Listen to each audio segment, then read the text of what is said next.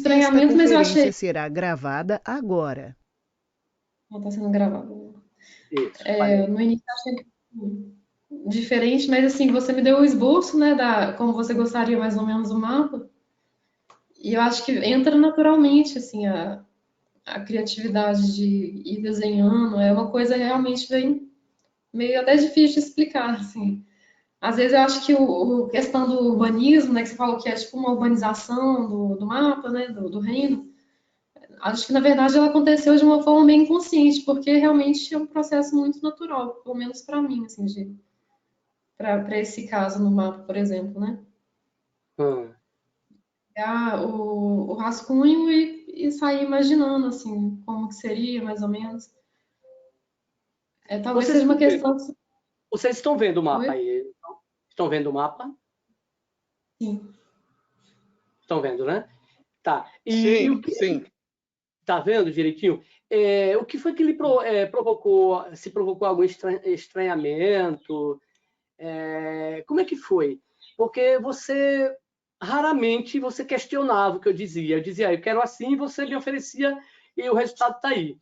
Você é de fácil captação, você capta a ideia das pessoas, porque eu não vi muita dúvida. Eu dizia, olha, é isso, está ali naquele lugar, e você sempre foi construindo, e eu lembro que mudei pouquíssima coisa com relação às ideias que você estava colocando, né? Então, eu percebi que você tem essa naturalidade da percepção, né? Você percebe as coisas, você não tem dificuldade, você não pergunta, e isso é assim, isso é...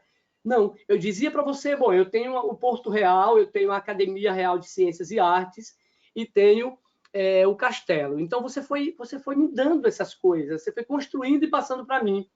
Uma coisa ou outra que a gente discutia, mas você sempre recebia e você criava. Então, eu percebi essa facilidade de criação. Falei sobre esse processo.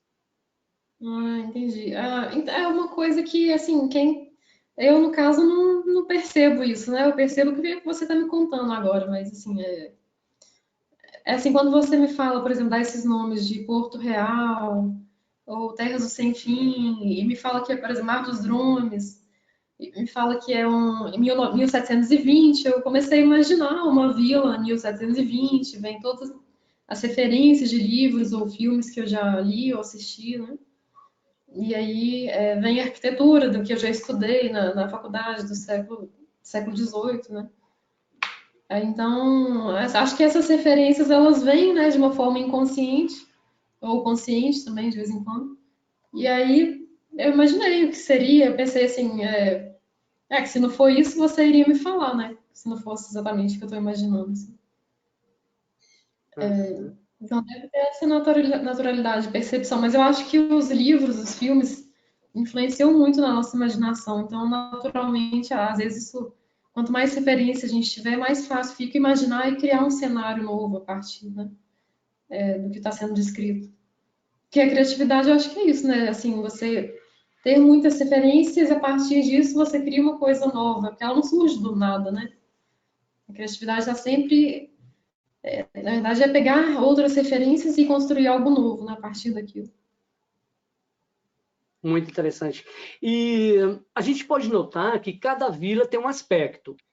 Como é que para você não se repetir, como foi o processo? Você pensa assim, bom, essa vila tem isso, eu não posso repetir essa arquitetura, porque senão vai ser uma cópia, né? E essa é uma diversidade, né, de construção. Acho muito bonito essa coisinha de... olha só, no Porto Real, por exemplo, você manteve uma relação com esse condado real, quando você coloca a bandeirinha lá no Porto Real, bandeirinha em dois tetos, né? Por exemplo, a Academia Real de Ciências, você captou um único prédio onde tem todos os estudos concentrados no mesmo espaço. Isso é muito interessante, né?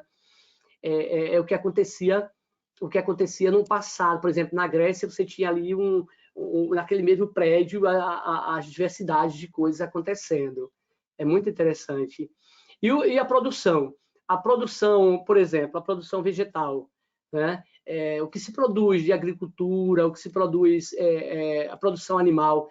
Aqui na Vila Aalborg, por exemplo, nós temos a criação de avestruzes, né? E a Terras do Sem Fim é onde está o espaço mágico, onde está o espaço do unicórnio, né? Que é o representante do reino, né? Você estranhou quando eu coloquei que o unicórnio seria o símbolo desse reino? O que você pensou quando eu coloquei o unicórnio? Você já foi imediato? Você não teve nenhum estranhamento? Pelo contrário, a magia parece que se completou. Como é que foi isso? Eu perdi, caiu um pouquinho, eu peguei só a parte do unicórnio, mas eu vou responder essa pergunta.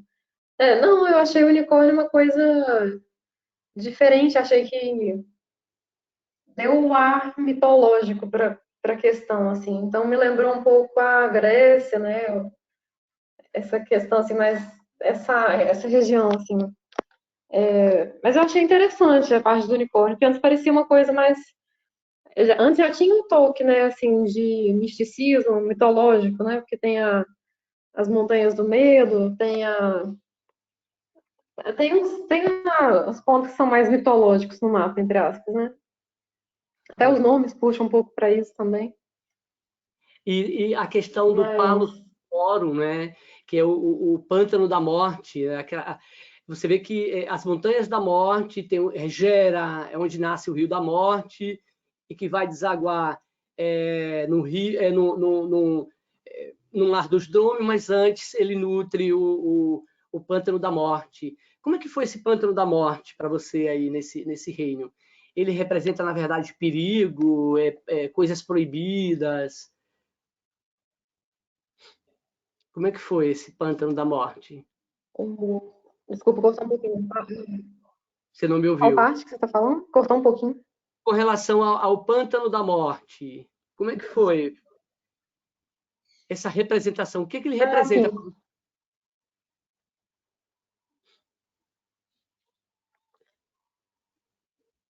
Eu Deixa eu acho só que fazer um teste aqui, só rapidinho. Eu vou deixar só no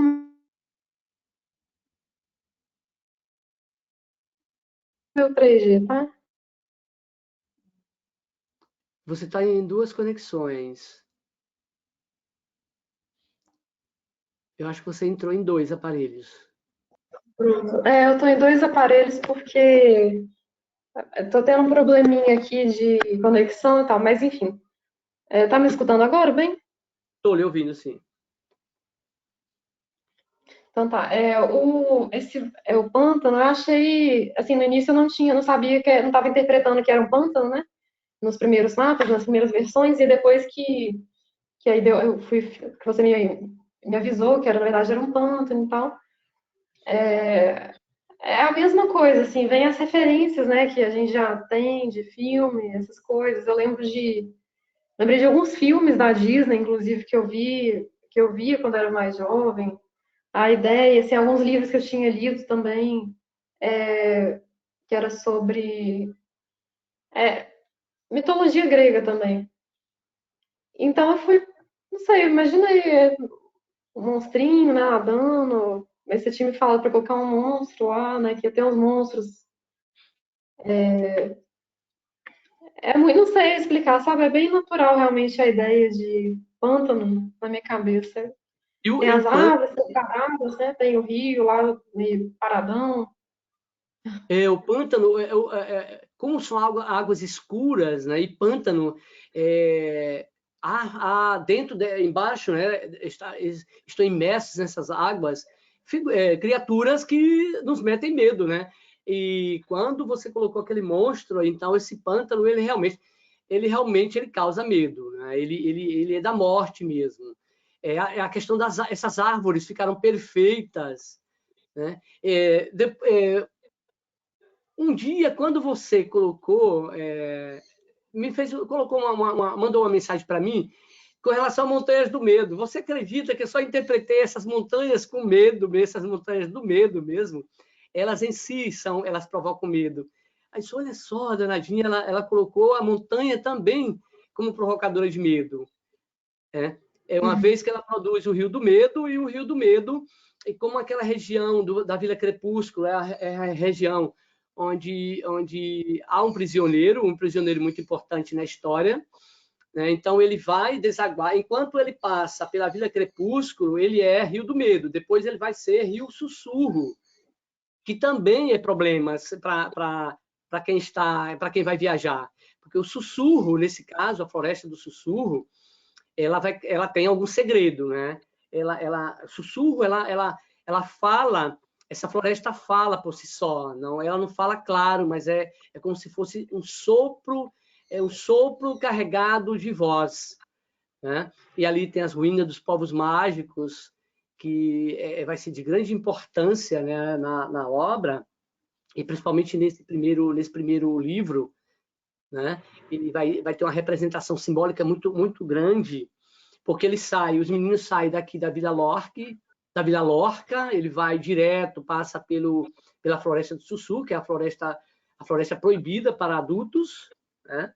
Por causa de uma profecia, por causa de uma maldição, e depois ele passa pelas ruínas dos povos mágicos e segue para a Vila Crepúsculo, onde vai acontecer uma grande batalha, né? Vai ser travada uma grande batalha e vamos ver quem é que vai ganhar, quem são esses intrépidos que também vão lutar, com que armas eles vão lutar, porque cada um tem uma arma, né?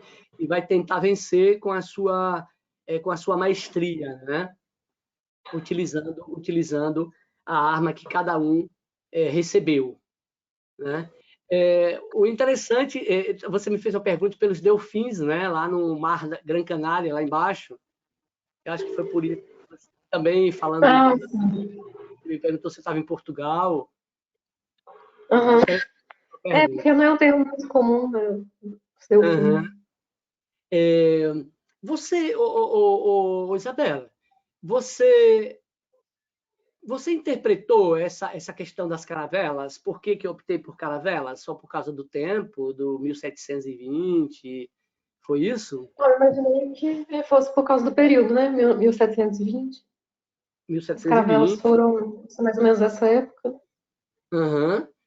Teve um barco, na verdade, desculpa, essa parte dos barcos, na verdade, foi interessante porque o barco menor, na verdade, eu pesquisei os modelos de barco do século XVIII que tinham, assim, que estavam, assim, né, sendo usados por volta de 1720. E aí eu encontrei esse modelo e eu desenhei ele, assim, um modelo específico que eu achei interessante. Que aí é um outro tipo de barquinho sem ser as caravelas. Uhum. Muito interessante. É o que diferencia, né?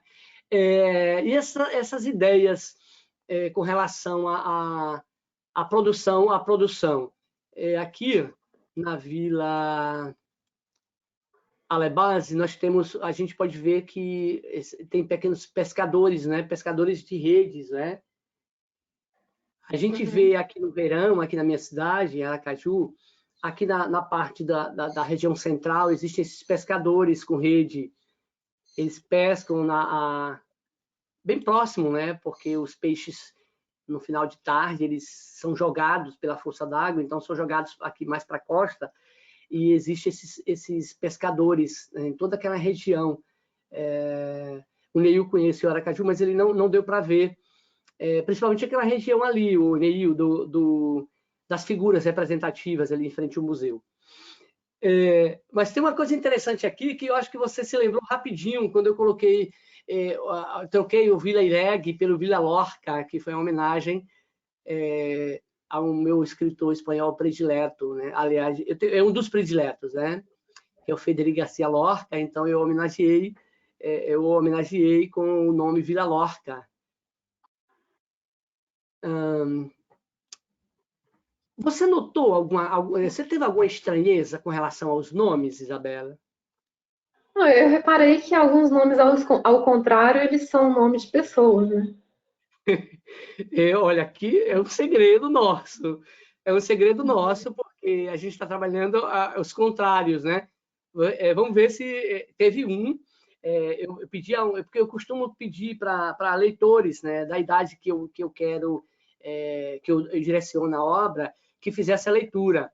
e ele só percebeu que era do contrário quando a gente estava discutindo, né? E ele percebeu, peraí, tem alguma coisa aqui.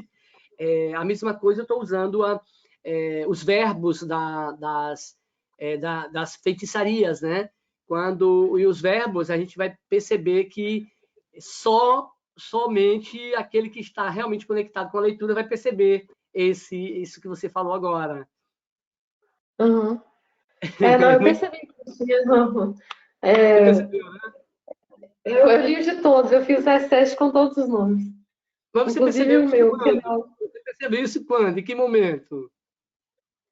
Teve uma vez que você decidiu mudar alguns nomes, né, das vilas, depois aí eu fui percebendo que, na verdade, é porque é o seguinte, o meu nome, ao contrário, eu sei que está em uma das vilas, né, no caso, Alebase, porque quando eu era criança eu costumava brincar com falar o meu nome ao contrário, então quando eu li Alebase, eu já lembrei, uai, Alebase sou eu ao contrário, meu nome é ao contrário. Aí eu pensei, será que todos também estão assim? Então, Pois é. Então, eu deixei, vou eternizar o nome da urbanista, né? Aí, por isso que eu coloquei, eu disse assim comigo mesmo, eu quero ver se ela vai perceber o nome dessa vila, quem é essa vila. Né? não, Aí, eu percebi se que soubesse realmente que era você teria colocado um castelo na vila, né, Isabela? Eu teria, né? Teria colocado mais castelos, mas ficou muito bonitinho. não, não. Se eu tivesse deixado a Vila Lorca, ela pura como estava ali, ia ter um vazio, né? Ia ficar um vazio. Então, essa criação dessa outra vila, porque geralmente, além de uma vila grande, tem uma vila pequena, aquela que nasce, né, na periferia da vila grande. Então, ficou muito interessante essa vila.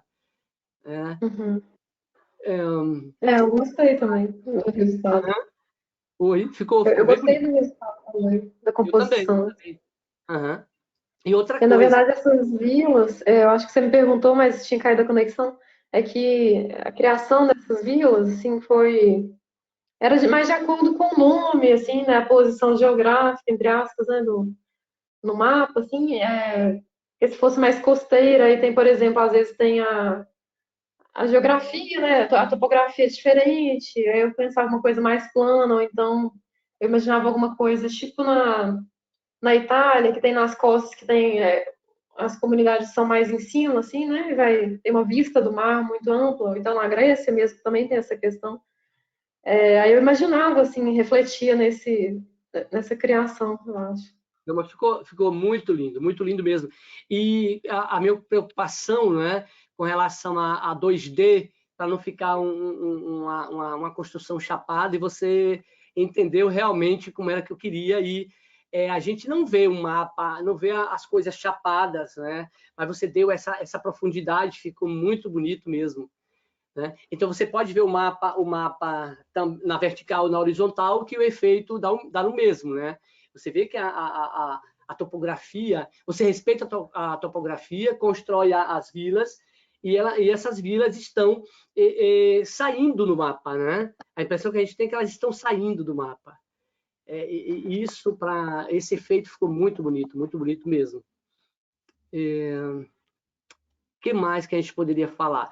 Você notou, Isabela, que esse reino é todo recortado por água, mas tem pontos que ligam. Ele é recortado, mas ele tem uns pontos que ligam, né? Você notou Uhum. isso na hora que você estava criando? Sim, deu para notar bem, assim, que ele é todo, até os rios, inclusive, né? Tem muitos rios.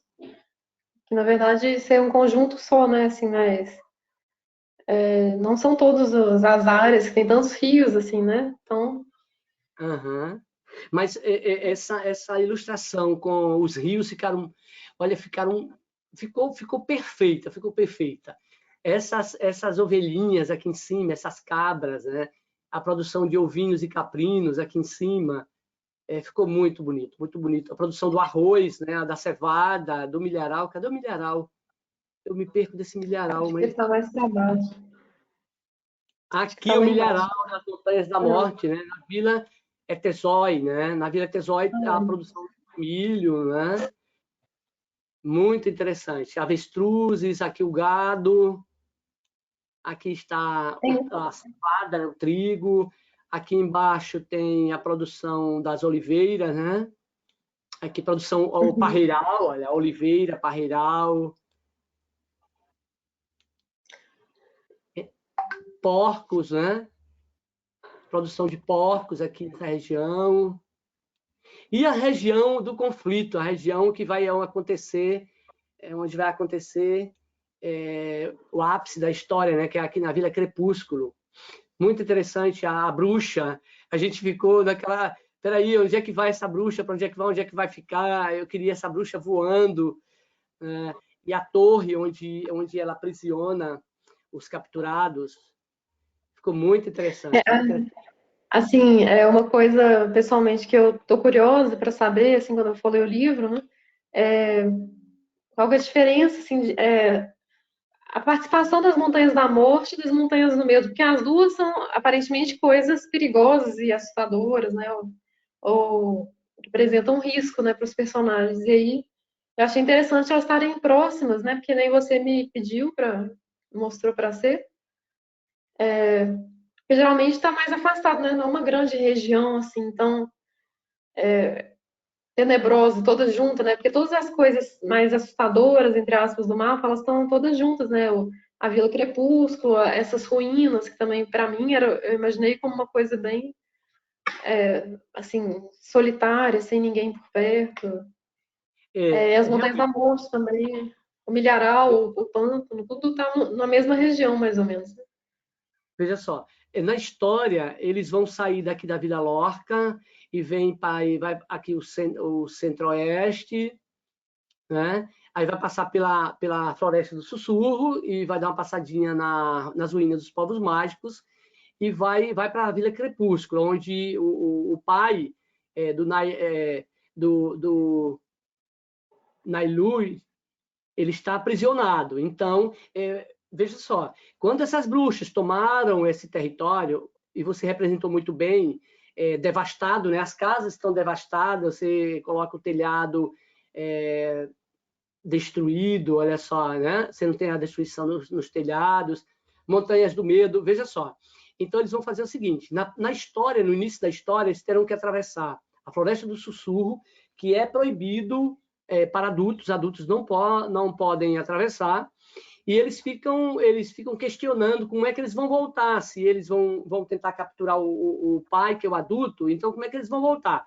Então, eles já começam a se planejar a vir por aqui, ó.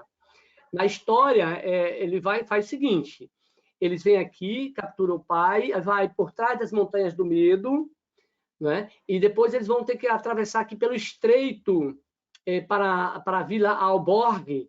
Ele vai passar por terreno perigoso, mas é mais ou menos de 100 metros, mas são 100 metros, o terreno, o rio é raso, porque ele é um gargalo que vai sair, as águas vão sair do Mar da Morte, vão formar o lago do Pântano da Morte, e isso aí vai desaguar no Mar dos Dromes. Tanto é que essa ligação do Mar dos Dromes, onde tem os monstros transitam para o Pântano da Morte. Você vê que um dos monstros ele escapou, ele está aqui. Então, eles vão ter... O desafio é passar por trás das Montanhas da Morte, as Montanhas do Medo, atravessar, depois e passar direto por trás, pelas Terras do Sem Fim. Como as Terras do Sem Fim vai ter também o Lago Ju, então eles vão passar aqui, ó, por trás, eles vão passar por trás aqui da Vila Albor, vão por trás e vão tentar seguir a Terra do Sem Fim e vai tomar, aí vão passar pela Vila Noskai e vai pegar um barco e vai para o condado, né, o condado real, né, que é o condado real onde eles vão poder depois seguir para casa. Mas isso é uma suposição inicial, mas o destino é outro. No final, o destino vai ser outro. Assim, aqui foi só um planejamento de retorno. Mas aqui acontecem muitas coisas que vão definir a história, que vai definir o caminho, o desfecho, né?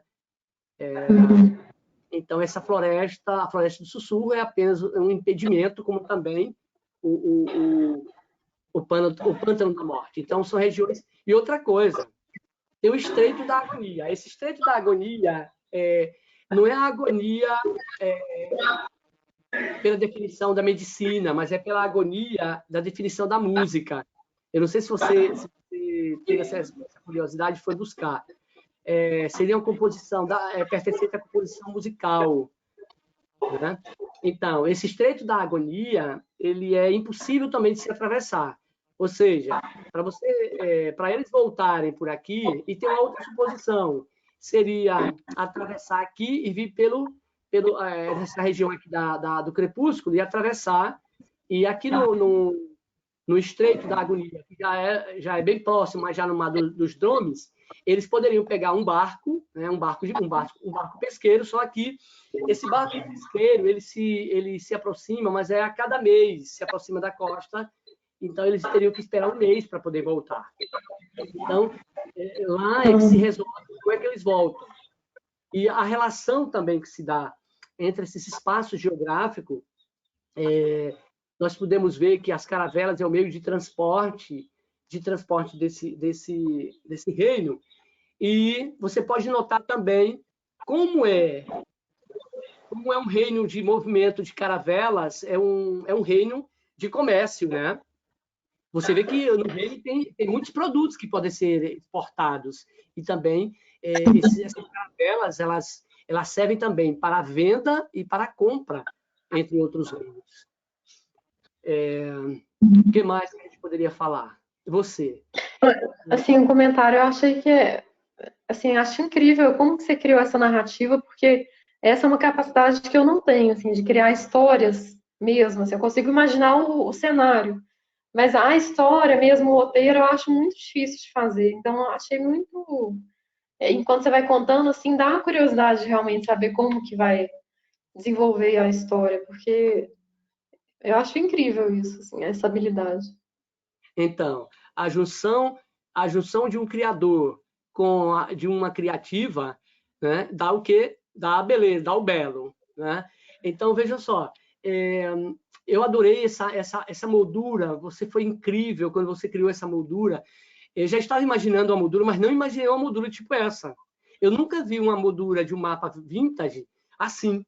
Então, isso ficou fantástico. Olha, e a ideia de você dispor os unicórnios, um em cada lado, representando essas armas, né, do reino, como aqui embaixo,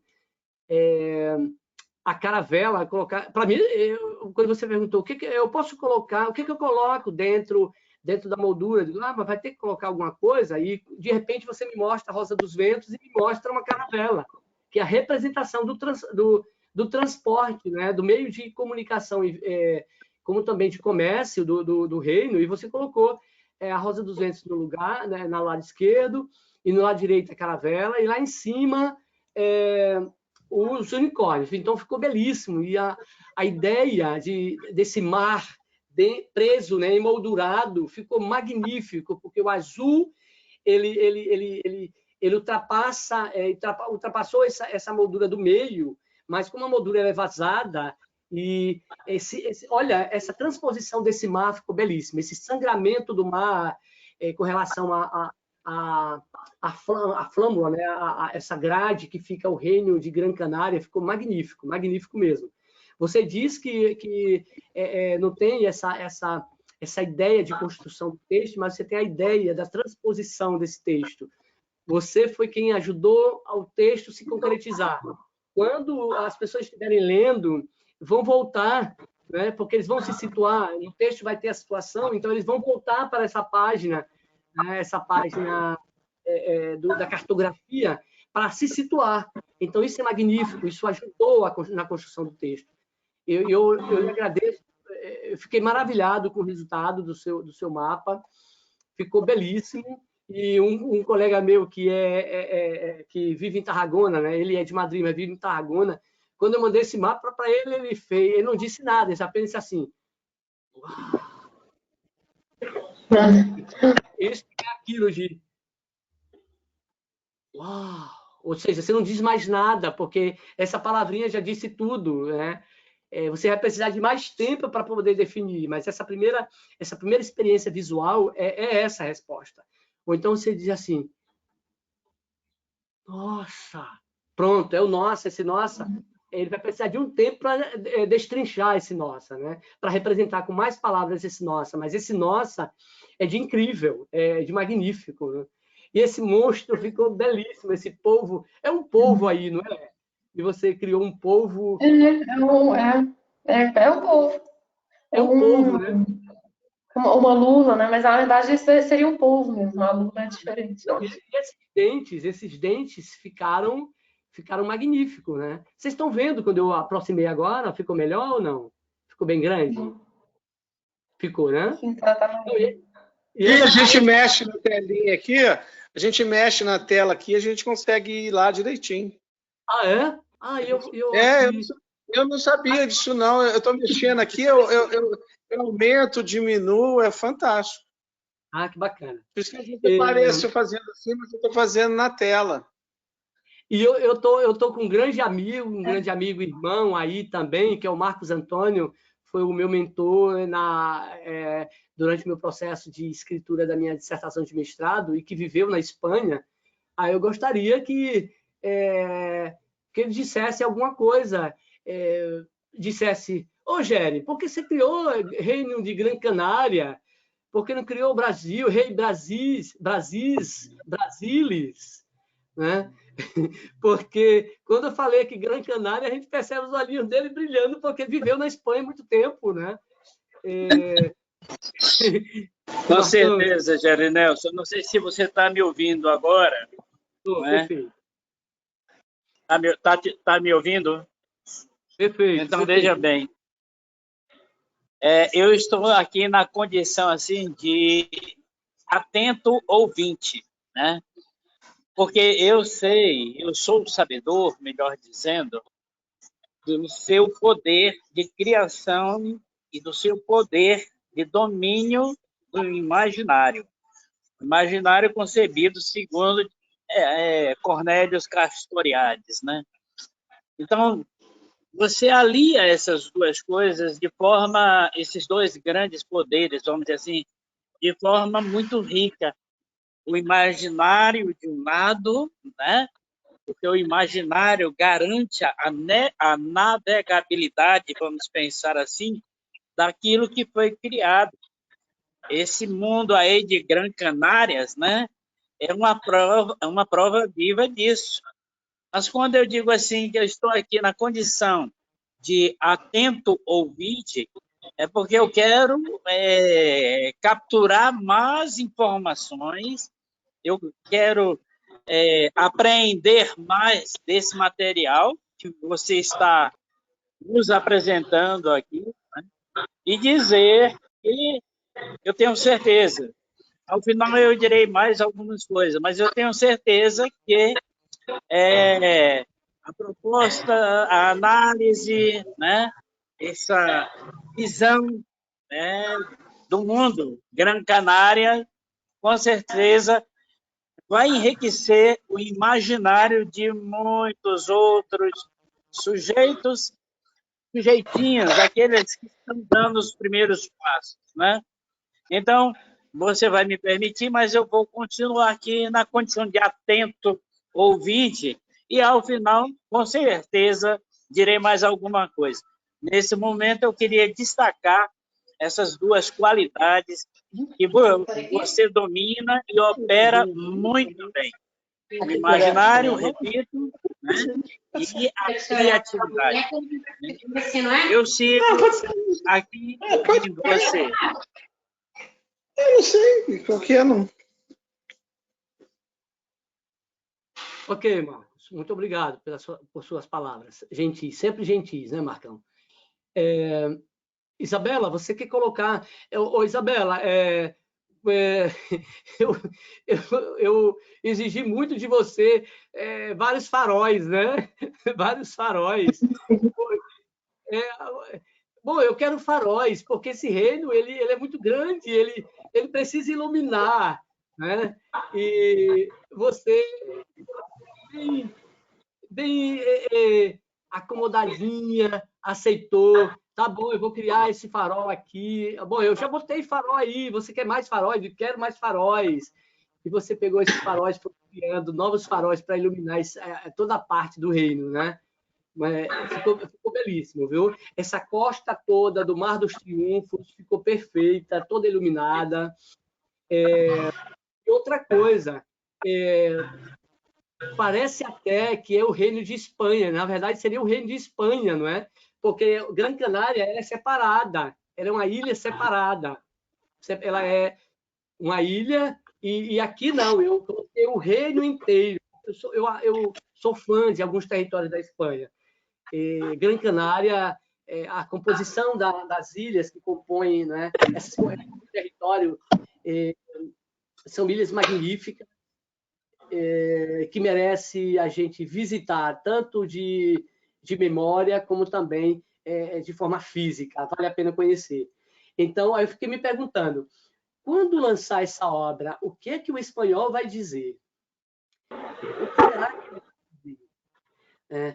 E essa resposta eu ainda não obtive. Eu já mandei para 2 espanhóis amigos meus, professores que são da academia, né? Então, estou esperando, mandei o esboço desse mapa, eu estou esperando a impressão deles, né, com relação a esse reino. Se vão me criticar... Geri, posso falar aqui? Pode, querido, pode.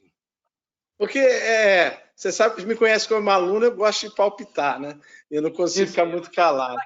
Primeiro, assim, gostei assim. Primeiro, em termos pessoalmente, eu pretendia ir à Espanha daqui uns 3 anos para ver você defender a tese. Devo ir lá o ano que vem, no final do ano, no início do outro, pelo lançamento do livro.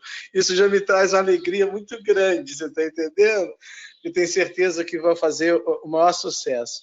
Assim, eu achei magnífico, assim, a forma como a Isabela fez o mapa, sem saber da história, né? Eu acho que Jung deve estar se revirando de alegria onde é que ele esteja, né? Porque isso aí é quase que uma comprovação dos arquétipos, né? Como é que os arquétipos conversam entre si, entendeu?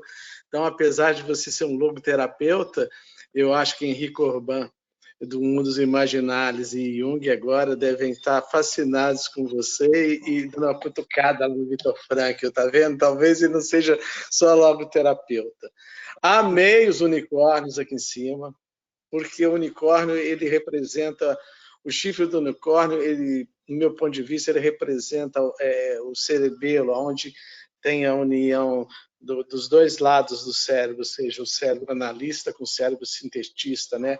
A emoção com o sentimento com a razão, a emoção com a sensação. O unicórnio é esse lugar onde você faz essa união. E quando você faz essa união, você está num mundo mágico. Talvez seja o único mundo existente mesmo, seja o mundo mágico. Então, eu achei fantástico. Esses faróis aqui, ó, colocados nessa posição, ele te lembra sempre me lembrou muito a roda da vida do budismo tibetano, onde tem um Buda em cada circunstância assim daquela roda, como se fosse um caminho a ser vencido, a ser perseguido, né? Isso é magia pura também. As montanhas são fantásticas, Essa montanha do medo aqui, ó, essa montanha do medo, ela me lembra aquela obra O Grito, eu esqueci o pintor, eu acho que é o pintor. É uma obra famosíssima, chamou Grito. Então parece aquelas montanhas, tem aquela boca do medo gritando lá, esse vazio que tem na montanha aqui. Eu achei isso fantástico. E a da morte eu achei assim, olha, ela é enigmática. Porque a do medo dá medo, a da morte ela te incomoda profundamente, mas eu acho que ela não chega a te dar medo, ela é a própria morte, ela é aquele enigma, né? Tem uma vila, tem um lugar aqui que me lembra a Capadócia escrita aqui, que é uma vila aqui, eu estou com dificuldade de ver, onde é que ela tá? Mas que parece... Deixa eu aumentar parece aqui. que ela... Que me parece muito com as construções da Capadócia, né? Capadócia que tem uma me lembrou demais, assim, que tem os quadradinhos, assim, eu não sei qual que é. Era muito diferente, a Capadócia é um lugar mágico, Está né, se por si referindo às só. ruínas dos povos mágicos, aqui dentro da floresta? Isso, essa que tem esses quadradinhos, entendeu? Me remeteu essa imagem, assim, né? E aí você tem, assim, essa bruxa aqui, ela tá uma bruxa muito legal. Eu gostei dessa bruxa aqui, porque ela está com os cabelos esvoaçando, né? Então é uma bruxa do bem, sabe? Ou do mal, eu não sei, porque não tem jeito também de ser bem ou mal, né? Aquele povo lá, cara, eu não achei que aquilo é um povo, não, achei que aquilo é um monstro mesmo, uma coisa horrorosa mesmo. Então fez o sentido. Eu fiquei muito feliz de ver isso aí, assim. Eu acho que isso aí é uma obra que vai dar curso. Eu não estou puxando seu saco, você sabe que eu não falo isso para te agradar. Não estou mesmo. Quando tem que bater, às vezes a gente bate. Mas assim, eu fiquei assim, muito extasiado com essa magia que traz esse mapa. E se você for analisar cada lugarzinho aí, e tem mais coisas aí que a gente pode ver. Esses unicórnios aí, eles são fantásticos, embora haja vamos dizer assim, uma popularização, alguma coisa em termos da figura do unicórnio. Teve um programa de televisão lá que tinha um unicórnio ridículo lá, que ganhou lá na Globo. Lá. O unicórnio é uma coisa mágica. É um mundo de magia, sabe? O mapa, eu acho que eu não sei a qual público que você se dirige, se é adolescente, se é público jovem, mas as pessoas da quinta, sexta geração, aí, 60, 50, 70 em diante, vão curtir demais o livro, porque talvez seja o seu Pequeno Príncipe, né, de Exupéry, porque é um livro infantil que não tem nada de infantil. Parabéns, Geri, me surpreendi muito com você, como escritor. E aí vai a crítica, né? Porque a gente não pode falar, né? Tem que divulgar isso bem, bastante, muito bastante, porque tem que ser muito bem divulgado, porque está muito legal. Por Deus do céu, está legal. Parabéns. Obrigado. Na segunda obra, na segunda, esse reino dos unicórnios, essa região de Terra do Sem Fim vai estar presente, bem presente, porque cada região aí vai ser uma obra específica, né? O próximo já está sendo trabalhado e você pode ver aqui que nas Terras do Sem Fim os unicórnios estão protegidos pelos cavalos selvagens, porque na verdade os unicórnios eles precisam ser protegidos, né? A magia do bem precisa ser protegida. Então, vai acontecer aqui, algumas coisas vão acontecer aqui, e que os intrépidos vão se reunir de novo para mais uma jornada. Então, eu espero escrever esse, um segundo, um terceiro, e a minha ilustradora, que a ilustradora venha conosco, né? E a minha pretensão é também ilustrar páginas, não só o mapa, mas ilustrar páginas, né? O livro ele está composto de 10. Deixa eu colocar aqui que já está aqui dentro, viu? Olha, vocês estão vendo esse índice aqui? Dá para ver o índice aqui? Dá para ver o índice? Sim. Dá então, sim. Índice, pois como eu gosto de trabalhar com esses meninos a partir de quinta série, eu notei que nesses 40 anos de magistério, eu percebi que eles não gostam de histórias longas, de livros muito grossos.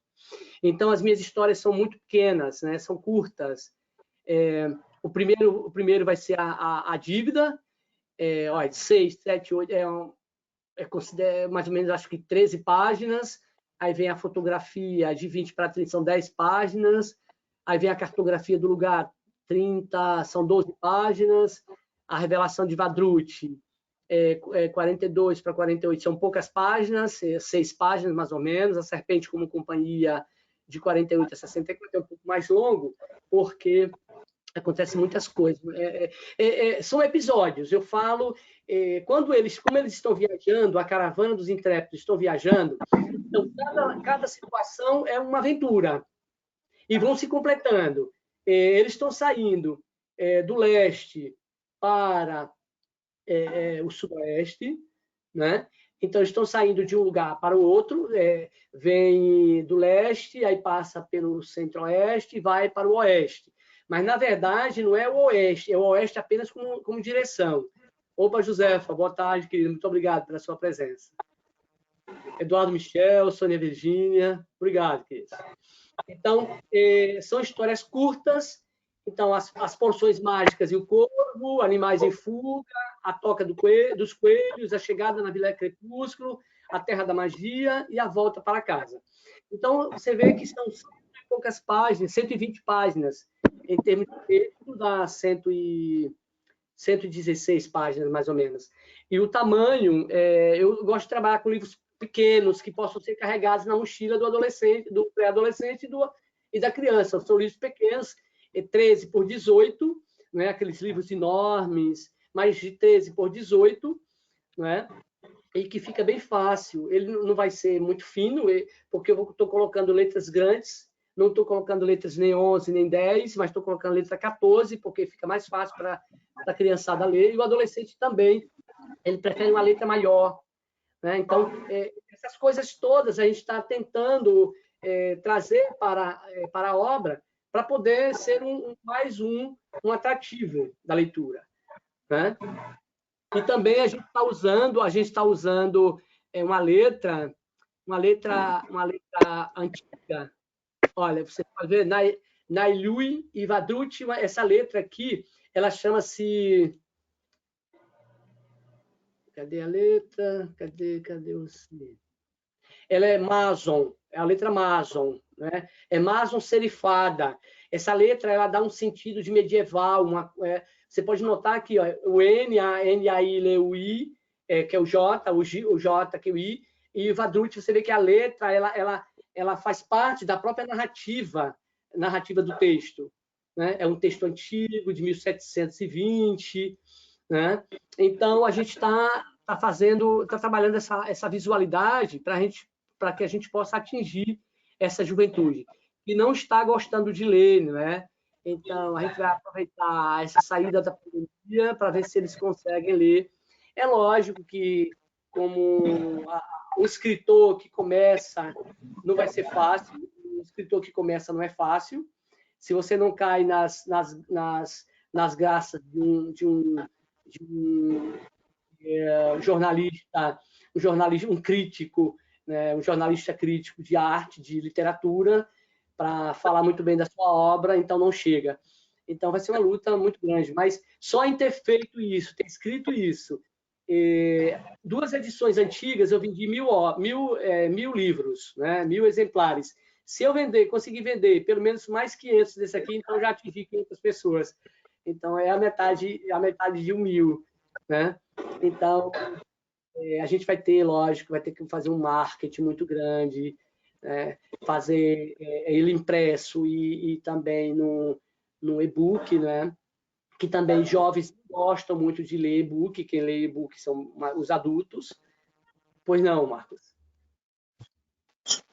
Gere, me permita interrompê-lo agora, mas eu queria ressaltar o seguinte. Eu gostaria de ressaltar que nessa sua fala, né, está plasmada, por assim dizer, a expressão maior daquilo que eu me referi anteriormente, ou seja, do seu poder de domínio do imaginário e de seu poder criativo diante da realidade.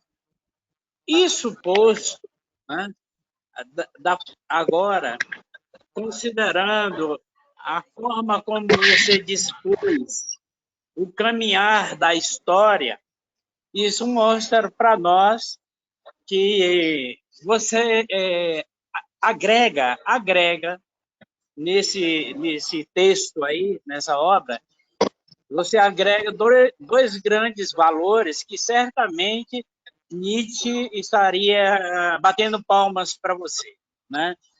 Em primeiro lugar, a concatenação lógica com a qual você vai expondo momento a momento. Mas é uma exposição que, conforme diz Nietzsche, ela não finda, né? Ela é uma exposição que se abre para o universal. Até porque, se assim não fosse, o eterno retorno estaria impossibilitado de um lado. E de outro, né, as duas grandes qualidades que o Nietzsche vê no homem, né, e que ele considera até ameaçadas naquele momento, eu me refiro à obra Assim Falava Zaratustra.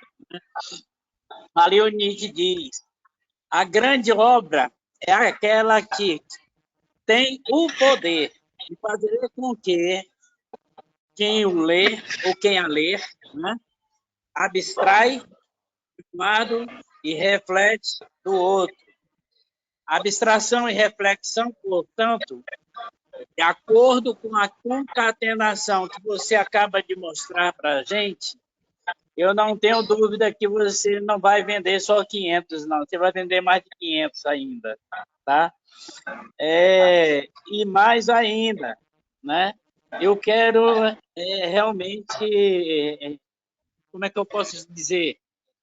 Eu não encontro a palavra correta agora, mas eu quero te dizer que siga nessa estrada, continue nesse caminho tão bem trilhado por você até agora. Eu te conheço já há coisa de 20 anos, há quase 30 anos eu já conheço você e sei desse poder de domínio do imaginário e desse poder criativo diante da realidade. Esse mapa, portanto, como um reflexo da realidade, vai possibilitar aos seus leitores as duas grandes qualidades que Nietzsche admira no ser humano: abstração e reflexão. Eu quero parabenizar pelo alcance dessas realidades e dizer para você, continue seguindo nesse caminho. Eu acredito que todos que estamos aqui participando dessa apresentação estamos constatando, apenas constatando, né, quão grande é o seu poder de transmitir ao outro esse domínio do imaginário que você tem, Nelson. Meus parabéns, meu irmão. Meus parabéns. Muito obrigado, querido. Muito obrigado. E também esse parabéns ele se estende à Isabela, porque ela foi magnífica, né? Ela é magnífica no processo de concretização, né, dessa obra, porque... Me perdoe a falta, é verdade. Mas ela sabe que é extensivo a ela. Porque, Isabela, você foi fantástica quando você teve esse desprendimento de criar essas vilas, de criar cartografia, porque quando a gente tem uma cartografia que só tem traços, a gente consegue imaginar. Imagine uma cartografia com a representação do real, né? O sujeito vai ficar muito mais maravilhado, né? Porque a gente vê mapa vintage, só aqueles traçados, né? Mas você não, você colocou o imaginário se concretizando, né? Você colocou, eu agora posso imaginar o que está lá dentro, né? Dentro desse palácio, como é que esse rei está, se ele está com o rei, com a rainha, né? Quem é que produz, por exemplo, aqui na Vila Alebassi, né?